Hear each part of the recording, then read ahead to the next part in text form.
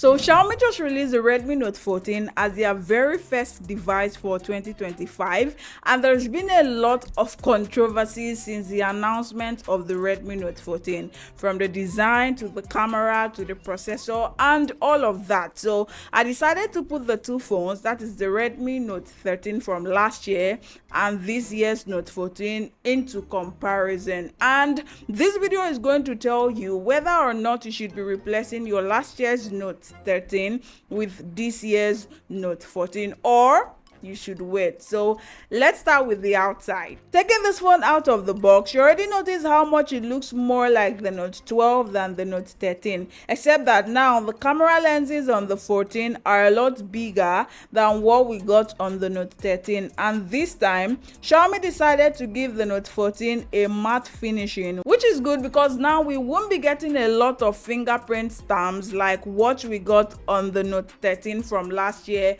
because of its glossy finishing. But for the display, Xiaomi ended up copying and pasting all of the display features from last year's Note 13 into this year's Note 14, but they ended up missing out on one important feature, which you'll find out very soon. So the Note 14 maintains the same 6.6 inch screen size with AMOLED panel and 120 Hz of refresh rate, same 1800 nits of brightness with 1080 by 2400p resolution. You also get the on-screen fingerprint sensor and face unlock to unlock this device, but this time Xiaomi advanced from the Corning Gorilla Glass 3 protection to the Corning Gorilla Glass 5 for an advanced and a stronger protection on the Note 14. But the one important feature they skipped on the Note 14 is the bezels. Instead of further reducing the bezels on the Note 14,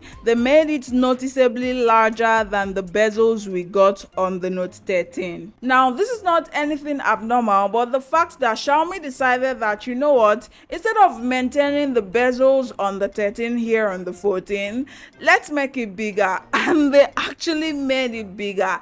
Is completely beyond me. Just like the Note 13, the Note 14 gets the same IP54 protection for splash and dust, same dual stereo speakers, and an IR blaster too. Also, I think it is worthy to mention that the Note 14 is not entirely baked with all of those AI features we usually get on devices on this category. It only has a few, which I'll get into shortly. Now, aside from every other features that remains almost unchanged on this phone, the one single feature that Xiaomi made an attempt to upgrade in the Note 14 is the processor, and I am actually very impressed with it. So they upgraded from last year's Snapdragon 685 to the MediaTek Helio G99 Ultra, which is just basically a tiny tweaked G99 processor. So you might not notice any difference while doing basic tasks like scrolling through social media, watching movies, and texting and multitasking. You also get a fair gaming experience, but you shouldn't be expecting a heavy gaming performance because this device was not originally designed to handle heavy gaming tasks, and I'm sure you know what I'm talking about. This device is running on Xiaomi HyperOS 1.0.3 and Android 14. Now, in terms of updates, we haven't specifically heard anything from Xiaomi themselves, but I'm thinking we should be able to get at least 1 to 2 years of updates, just like the Note 13. Now, I did mention that this device does not have all of the AI features we usually get on other devices within this category, but the few AI feature it has is the AI eraser, the cloud replacement, Gemini, and all of these AI features only works when your data is on. I mean, what if I don't have data? Although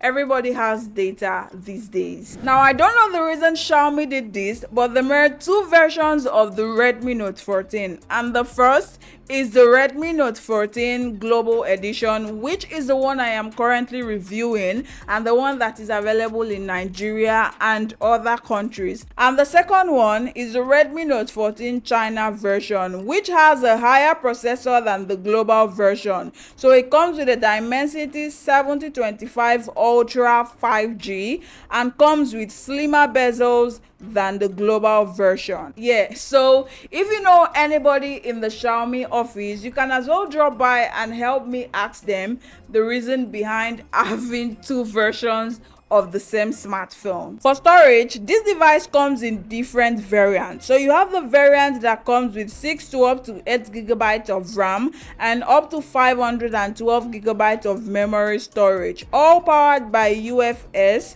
2.2 and can be expanded to up to 1 terabyte, courtesy the external tray. But we have a problem, and that problem is that because this device comes with a hybrid SIM tray, and that means that if you decide to put an external SD, you will only be able to have a space for just one SIM card. And if you decide to put two SIM cards, then you don't get any space for your SD card. Now, I don't know whose idea this was, but I'm sure I don't like it. Maybe because I'm too traditional. But what about you? Do you support this whole hybrid stuff going on? Because I need me my two SIM cards and I still want to be able to add an SD card. What do you think? Let me know in the comments. Xiaomi also made some changes on the camera of the Note 14. So you now get up to 20 megapixel on the selfie camera instead of the 16 megapixel we got on last year's Note 13.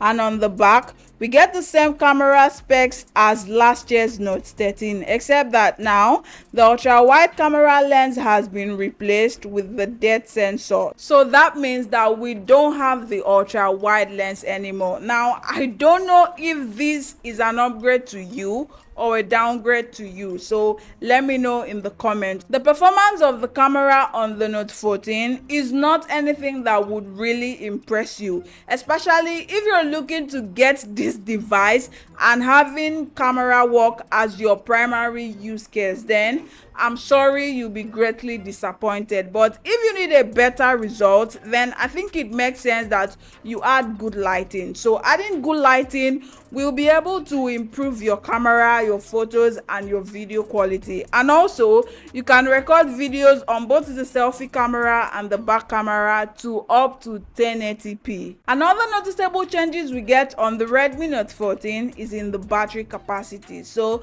we now get up to 5,500 milliamp hour battery capacity, coming from last year's 5,000 milliamp hour we got from the Note 13. So that translates to a bigger battery and a longer battery life, but that all depends on you as the user, whether as an average user or as an intense user. It all depends on the amount of screen time you spend. So the ball is in your court, but overall you get a decent battery life performance. And also, this device supports up to 33 watts charging. I mean, that is impressive, even though I was kind of expecting a bigger, something like 45 or so. So from all I've said, it only means that the Redmi Note 14 comes with only 3 major upgrades.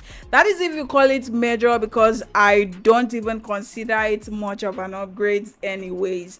And that means a bigger battery, a better processor, and an improved selfie camera. And of course, it comes with other downgrades like the bigger bezels and the no ultra wide camera and other copy and paste features everywhere. So if you're coming from the Note 13 with high expectations, then I'm sorry, you might be a bit disappointed. So you would probably have to wait and see the review of the 14 Pro and the other version that will come. Just maybe the features there would be better than what you get on the base model. So yeah, thank you for watching, and do well to like and subscribe to our channel to help us grow. And that being said, until the next one, bye for now.